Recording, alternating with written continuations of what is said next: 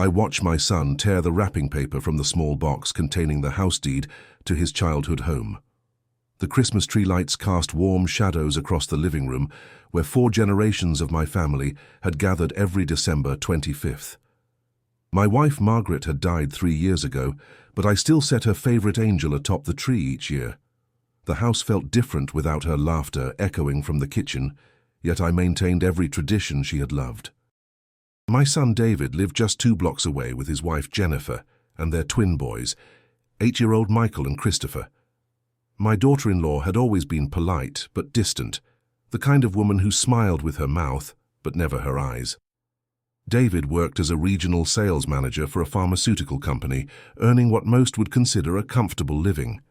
Jennifer stayed home with the boys, though they were old enough now to manage much on their own.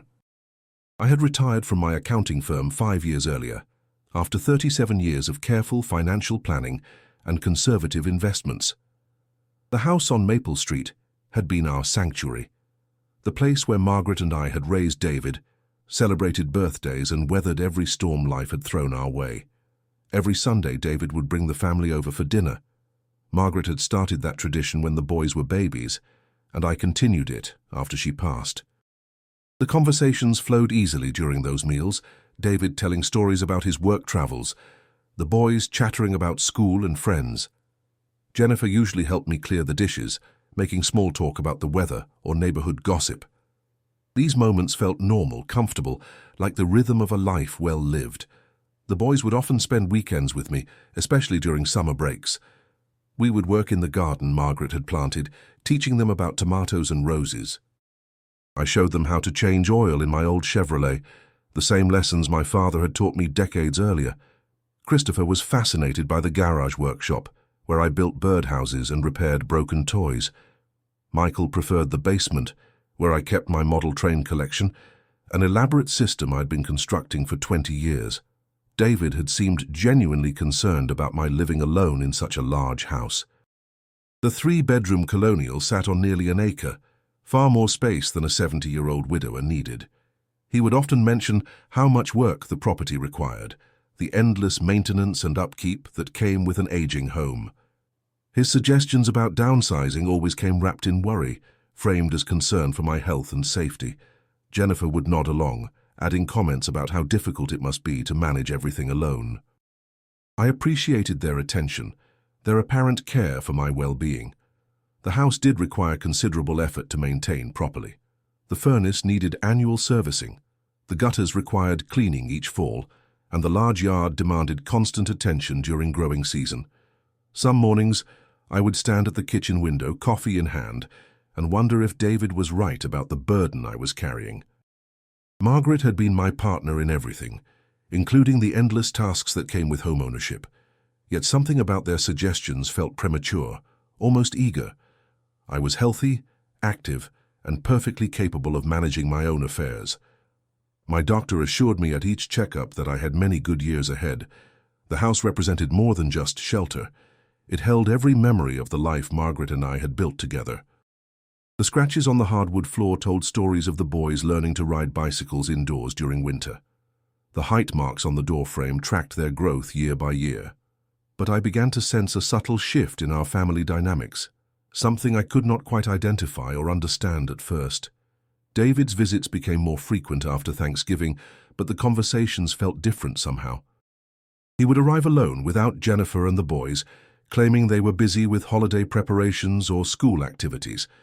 These solo visits had an agenda I could not immediately grasp, though I sensed purpose behind his casual observations about my daily routines.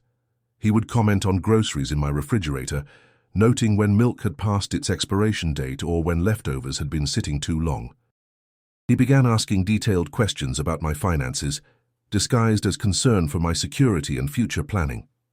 David wanted to know about my investment accounts, my monthly expenses, and whether I had considered updating my will since Margaret's death. His inquiries felt invasive, but I attributed them to natural worry about his aging father. Jennifer had mentioned during one Sunday dinner that her own parents were struggling with similar decisions about their living situation. I noticed David paying particular attention to the house itself during these visits. He would run his hand along windowsills, checking for signs of moisture damage or wear. He examined the basement carefully, pointing out minor cracks in the foundation that had been there for decades. The roof became a frequent topic of conversation, despite having been replaced just 6 years earlier. His observations always concluded with gentle suggestions about the mounting costs of home ownership. The phone calls increased as well, sometimes 3 or 4 times per week. David would check on my well-being, asking if I had eaten properly or taken my medications. He seemed particularly interested in my energy levels, whether I was sleeping well, and how I was managing the winter weather. These calls felt suffocating at times, though I recognized they came from a place of love and concern. Margaret had always worried about me working too hard. Perhaps David had inherited her protective instincts. Jennifer's behavior shifted as well, though more subtly than her husband's. She began making comments about elderly people in their neighborhood who had fallen or experienced health emergencies while living alone. Her stories were always told with appropriate concern, but they carried an underlying message about the dangers of isolation. She would describe adult children who had moved their parents into assisted living facilities, always emphasizing how much happier and safer everyone had become. During our Sunday dinners, Jennifer would often steer conversations toward topics related to aging, retirement communities, and healthcare costs. She spoke knowledgeably about various senior living options, having apparently researched them extensively. Her information was detailed and current, suggesting considerable time spent investigating alternatives to independent living. The boys would listen quietly to these adult conversations, occasionally glancing at me with expressions I could not interpret. I began to feel like a burden, despite my continued independence and good health.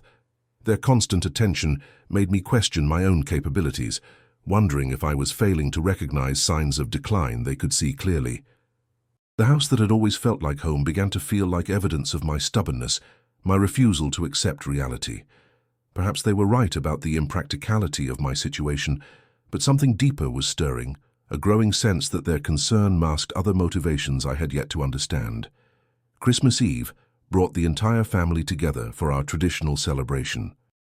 The boys had grown taller since Thanksgiving, their excitement about presents barely contained, as they helped me arrange gifts beneath the tree. Margaret's china gleamed on the dining room table, set for 5 as it had been for the past 3 years. The aroma of roasting turkey filled the house, following the same recipe Margaret had perfected over decades of holiday meals. Jennifer seemed unusually animated, her smile brighter and more frequent than usual. She complimented the house decorations extensively, paying particular attention to details she had never mentioned before. David appeared relaxed, almost celebratory, sharing stories and jokes with an energy I had not seen from him in months. The boys were their typical enthusiastic selves, chattering about school friends and anticipating the morning's gift exchange. After dinner, we moved to the living room for our customary Christmas Eve tradition of opening one present each. The boys tore through their packages with predictable delight, revealing new video games they had been requesting for weeks. Jennifer opened a jewelry box containing earrings David had selected, expressing appropriate appreciation for his thoughtfulness. David unwrapped a sweater I had chosen, trying it on immediately and declaring it perfect. Then Jennifer handed me a small, elegantly wrapped box that felt surprisingly light in my hands. She and David exchanged a meaningful look as I carefully removed the paper, revealing a simple white box with no identifying marks. Inside, nestled in tissue paper, I found a brochure for Sunset Manor Assisted Living, along with a completed application bearing my name and personal information. The room fell silent as I studied the documents in my hands. The application was thorough, detailing my financial situation, health history, and living preferences with accuracy that suggested considerable research and preparation. Someone had invested significant time gathering this information, filling out forms, and researching options without my knowledge or consent. The brochure showcased beautiful facilities, happy residents, and comprehensive care services designed for seniors seeking security and community. David cleared his throat, explaining that they had been working on this surprise for months. He spoke about their love and concern for my well-being, their desire to ensure I received proper care as I aged. Jennifer added details about Sunset Manor's reputation, its convenient location, and the peace of mind it would provide for everyone involved. The boys listened quietly, perhaps sensing the gravity of this moment, without fully understanding its implications. I set the box on the coffee table and looked at each family member in turn. David's expression showed earnest concern, mixed with what appeared to be relief. Jennifer watched me carefully, as if gauging my reaction to their carefully planned presentation. The boys seemed confused by the sudden seriousness that had descended upon our Christmas Eve celebration. The weight of their deception began to settle over me like cold water, chilling me from the inside out. I thanked them for their thoughtfulness and asked for time to consider their suggestion. The remainder of Christmas Eve passed quietly, with polite conversation and early departures. David helped me clean the dishes, while Jennifer gathered the boys' new toys, both of them watching me carefully for signs of my reaction to their surprise. They left before 9 o'clock, unusual for a family that typically stayed until the boys could barely keep their eyes open.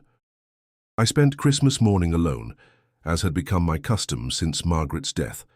The house felt different somehow, as if the walls themselves had absorbed the shock of the previous evening's revelation. I made coffee and sat in my favorite chair, studying the Sunset Manor brochure with the careful attention I had once devoted to client financial statements. The facility looked pleasant enough, with manicured grounds and smiling staff members photographed in various activities. The application revealed how thoroughly they had investigated my personal affairs. Bank account numbers, investment details, and medical history were documented with precision that suggested access to private records. Someone had contacted my doctor, my financial advisor, and possibly my attorney to gather information for this comprehensive profile. The level of planning involved represented months of coordinated effort behind my back. I walked through each room of the house, seeing it differently than I had just 24 hours earlier. The kitchen where Margaret had taught Jennifer to make her famous apple pie now felt like a stage set, designed to facilitate conversations about my declining capabilities. The living room where 4 generations had gathered became a space where my future had been decided without my input or consent. Even the photographs lining the hallway seemed to mock me with memories of happier, more trusting times. The basement workshop where I had spent countless hours building furniture and fixing household items now felt like evidence of my stubbornness rather than proof of my competence. My model train collection, carefully constructed over 2 decades, suddenly seemed like the obsession of an old man refusing to accept reality. The garage where I maintained my tools and restored antique furniture became a symbol of my inability to recognize my limitations. But beneath the hurt and betrayal, something else was taking shape. A cold, calculating anger that reminded me of my professional days, when clients would attempt to deceive me with false records or misleading information. I had learned to remain calm in such situations, to gather facts methodically before responding. This skill, honed over decades of accounting practice, would serve me well in the coming weeks. I retrieved my reading glasses and began to study the Sunset Manor documents more carefully, noting details about costs, contracts, and commitment requirements. The monthly fees were substantial, requiring the liquidation of significant assets to maintain residency. The contract included clauses about asset management and financial oversight that would effectively transfer control of my estate to designated family members. For the first time since Margaret's death, I felt truly alone in a house that suddenly felt like a trap. The week between Christmas and New Year brought a flurry of activity from David and Jennifer. They called daily, asking about my thoughts on Sunset Manor and offering to arrange tours or meetings with facility administrators. Their enthusiasm felt forced, like salespeople closing in on a reluctant customer. Jennifer mentioned that they had already spoken with several residents who were thrilled with their decision to move to the community. David arrived unannounced on December 28th, carrying a folder of additional information about senior living options. He had expanded his research beyond Sunset Manor, presenting alternatives that ranged from independent living communities to full-service care facilities. His presentation was polished and thorough, addressing potential objections with practiced responses that suggested considerable preparation. He spoke with the confidence of someone who had already made the decision and was now managing the implementation process. Jennifer scheduled a lunch meeting for January 3rd, claiming she wanted to discuss practical aspects of transitioning to community living. She had prepared a timeline for sorting through household items, organizing estate sales, and coordinating the physical move. Her planning extended to specific details about which furniture pieces might fit in a senior living apartment and which items would need to be sold or donated. She even had contact information for companies specializing in estate liquidation services.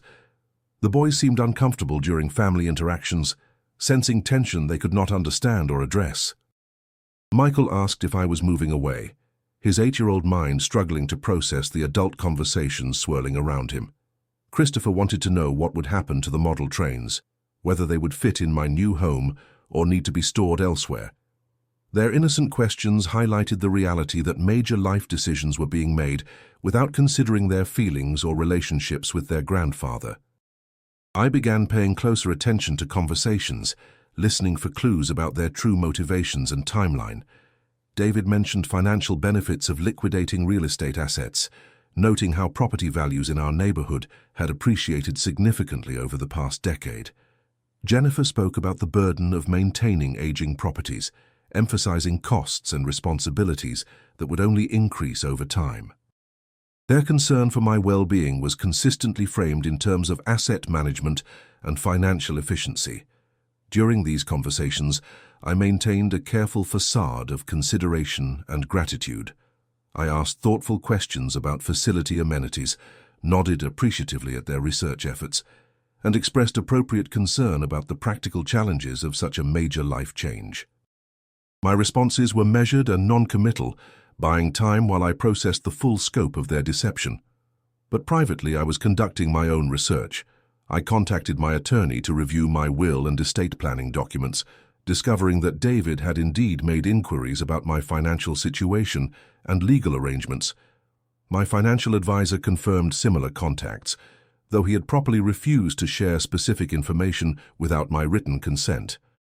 My doctor admitted to receiving calls about my health and mental capacity, questions that had concerned him enough to document in my medical file. The picture emerging was one of systematic preparation for a transition I had never agreed to consider.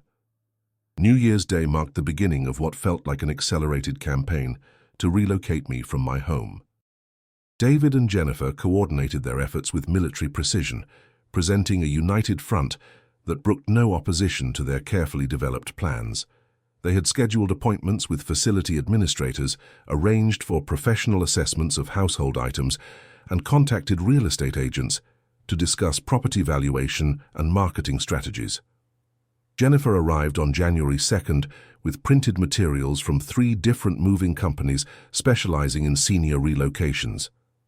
She had obtained preliminary estimates based on detailed descriptions of my household contents, suggesting she had conducted thorough inventories without my knowledge.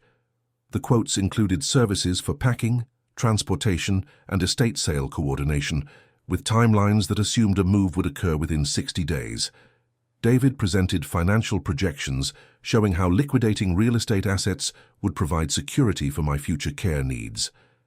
His analysis was comprehensive and professionally prepared, complete with charts and graphs that made a compelling case for immediate action. He had researched comparable properties in the area, calculated potential proceeds from a sale, and projected how those funds could support assisted living expenses for years to come. Their coordination extended to practical matters as well. Jennifer had identified which utility companies would need to be contacted, which subscription services would require cancellation, and which government agencies would need address changes. She had prepared checklists and timelines that left nothing to chance, demonstrating the depth of planning that had been occurring behind my back for months. The boys were increasingly involved in these conversations, being prepared for their grandfather's departure, with explanations about how much happier and safer I would be in my new community. They were told about recreational activities I could enjoy, new friends I would meet, and how much easier it would be for everyone to visit me in a more appropriate living situation. Their acceptance of this narrative suggested these discussions had been ongoing for some time. I continued to play the role of grateful but hesitant father, expressing appreciation for their concern, while raising reasonable questions about timing and logistics. My responses were designed to appear cooperative while avoiding any firm commitments to their proposed timeline. I asked for additional time to process such a major decision, citing the need to consult with my own advisors and consider all options carefully. But my real work was happening in private. During evening hours when the house was quiet and my thoughts could focus with laser intensity, I was developing a plan of my own, one that would address the betrayal I had discovered while protecting my own interests and dignity. The accounting skills that had served me well throughout my career were being applied to a more personal and consequential analysis. They had underestimated their opponent, assuming an elderly widower would be easily manipulated by expressions of love and concern. By mid-January, David and Jennifer had moved beyond suggestions to expectations, speaking about my relocation as a settled matter, requiring only final coordination and scheduling. They had booked a tour of Sunset Manor for January 21st, scheduled a real estate consultation for January 24th, and arranged for professional organizers to begin sorting household items on February 1st. Their confidence was absolute, built on months of planning and what they perceived as my gradual acceptance of their vision for my future. Jennifer had begun referring to my house as the property, in conversations, distancing herself emotionally from the place where her children had spent countless happy hours with their grandfather. She spoke about square footage, lot size, and market comparables, with the detached professionalism of someone who saw only financial assets where memories once lived. Her transformation from daughter-in-law to estate manager was complete and chilling to witness.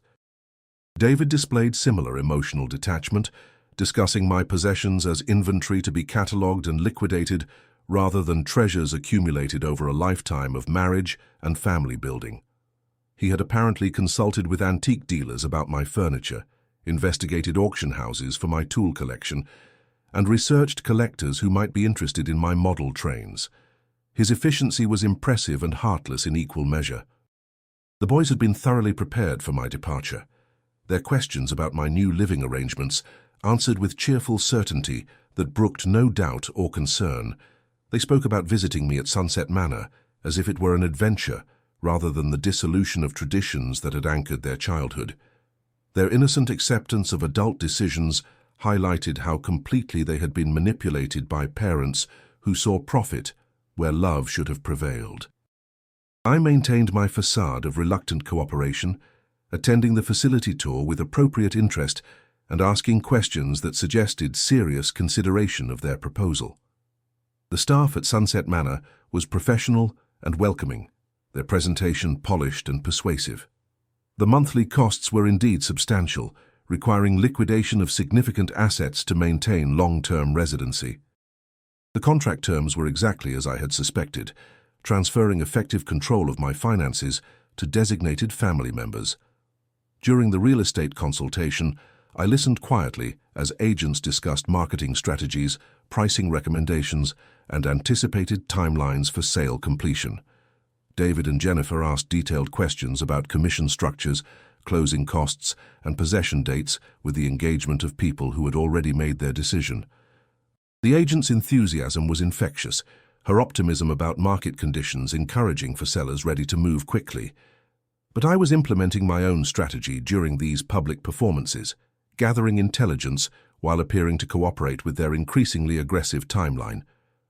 I had contacted my attorney privately to discuss legal options, spoken with my financial advisor about asset protection strategies, and consulted with my doctor about mental capacity evaluations that might be requested by concerned family members. The trap was nearly set, waiting only for the perfect moment to spring closed on those who had betrayed my trust so completely. February 1st arrived with professional organizers ringing my doorbell at precisely 8 in the morning, their cheerful efficiency masking the violence they were about to inflict upon a lifetime of carefully preserved memories. David and Jennifer had hired a team specializing in senior transitions, women who spoke in gentle tones about the difficulty of downsizing while systematically dismantling everything that made a house a home. Jennifer directed their activities with military precision, identifying items for donation, sale, or disposal, with quick decisions that revealed how thoroughly she had inventoried my possessions during previous visits. She had prepared detailed lists categorizing furniture, artwork, kitchen items, and personal belongings according to their perceived value and marketability. Her organization was impressive and deeply disturbing to witness. David focused on my workshop and garage, areas he had claimed were becoming dangerous for an elderly man to navigate safely. He supervised the removal of tools I had maintained carefully for decades, many of them inherited from my own father and representing generations of craftsmanship and pride. Power tools, hand planes, and measuring instruments disappeared into boxes destined for auction houses or estate sales, their histories forgotten in the pursuit of maximum liquidation value. The model train collection required special handling, its complexity and value necessitating consultation with collectors and hobby specialists. David had researched potential buyers extensively, identifying individuals willing to purchase the entire system rather than breaking it into components. His efficiency in this matter was particularly painful, as the trains represented 20 years of patient construction and countless hours of shared enjoyment with my grandsons.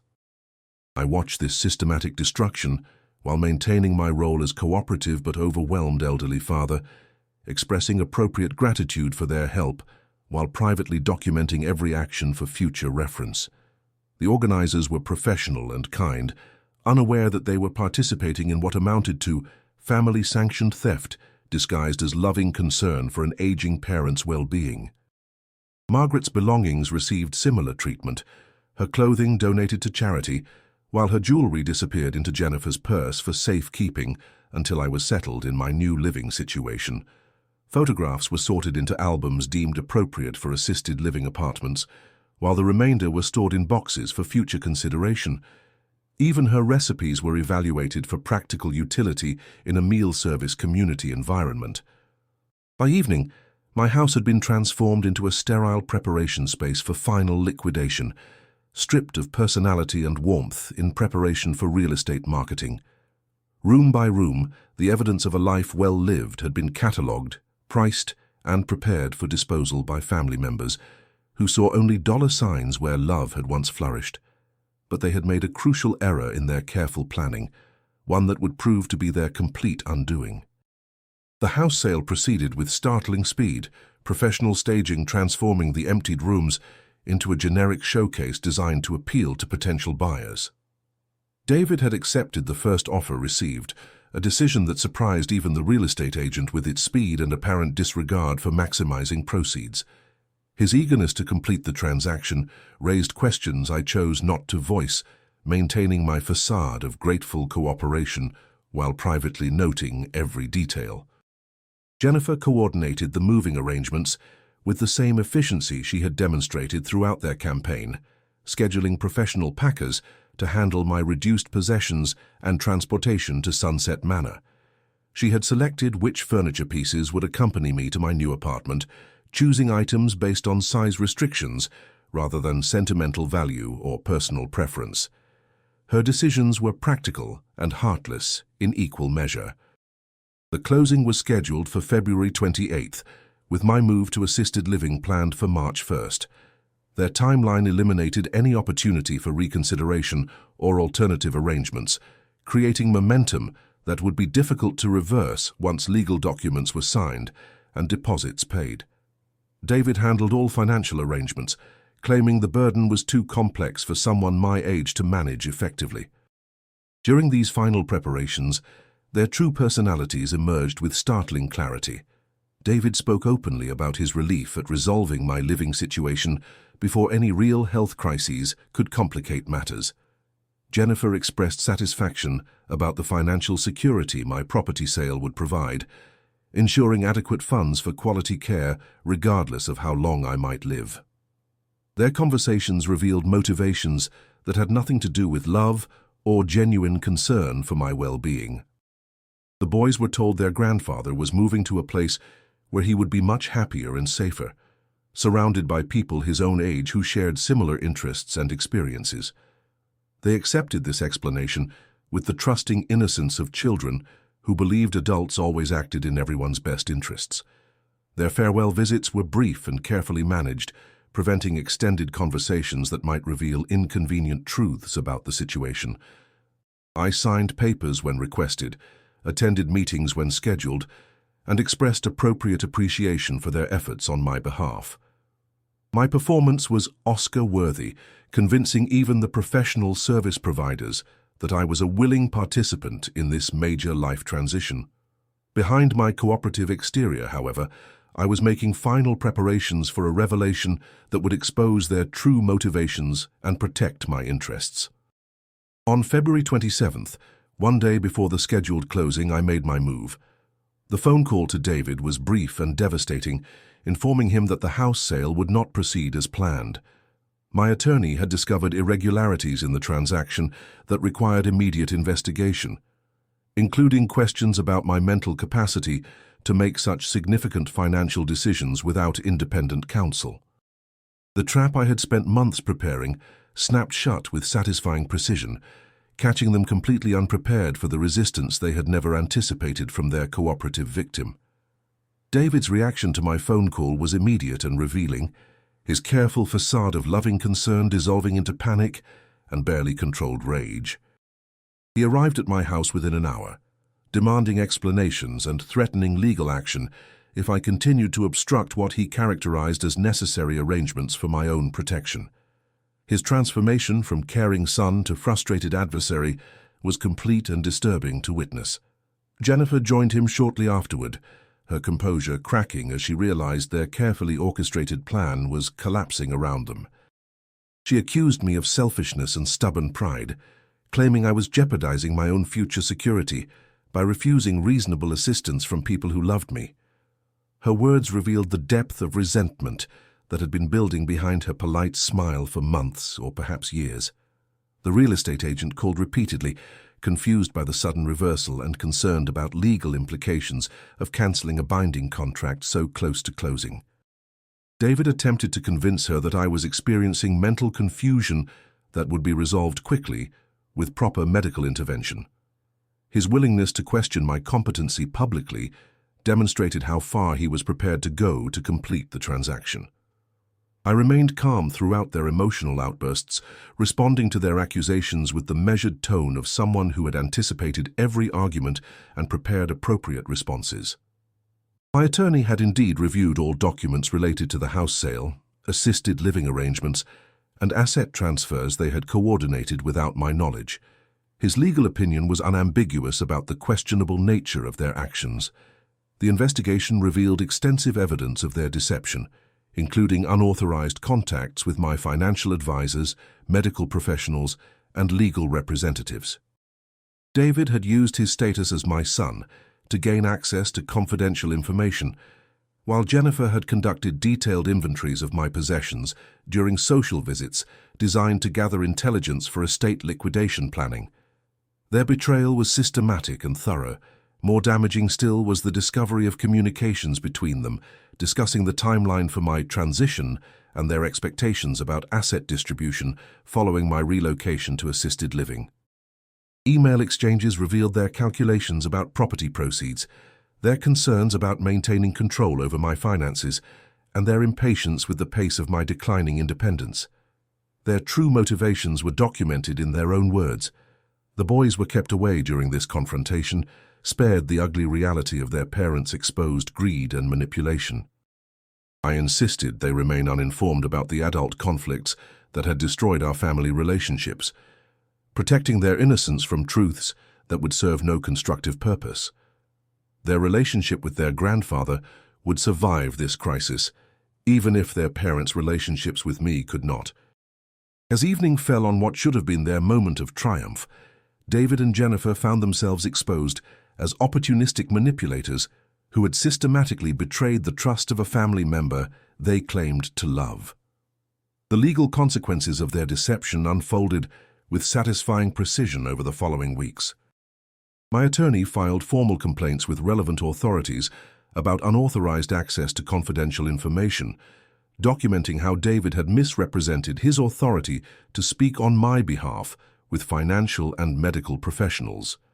The investigation revealed patterns of behavior that extended back several years, long before any legitimate concerns about my capabilities could have justified such actions. Jennifer faced questions about her role in cataloging my possessions during social visits, her coordination with professional organizers, and her selection of items for liquidation without my knowledge or consent. The evidence suggested systematic preparation for asset seizure disguised as family concern, a level of calculation that shocked even experienced investigators familiar with elder abuse cases. Her careful documentation of my belongings became evidence of her predatory intentions. David's employer was notified about his activities, as his misuse of professional relationships and misrepresentation of authority raised questions about his character and judgment in other contexts. The pharmaceutical company conducted its own investigation, concerned about potential liability from an employee who demonstrated such poor ethical judgment in personal matters. His career prospects suffered accordingly. The real estate transaction collapsed completely, with legal fees and penalties absorbing any potential profits David and Jennifer might have anticipated from forcing my relocation.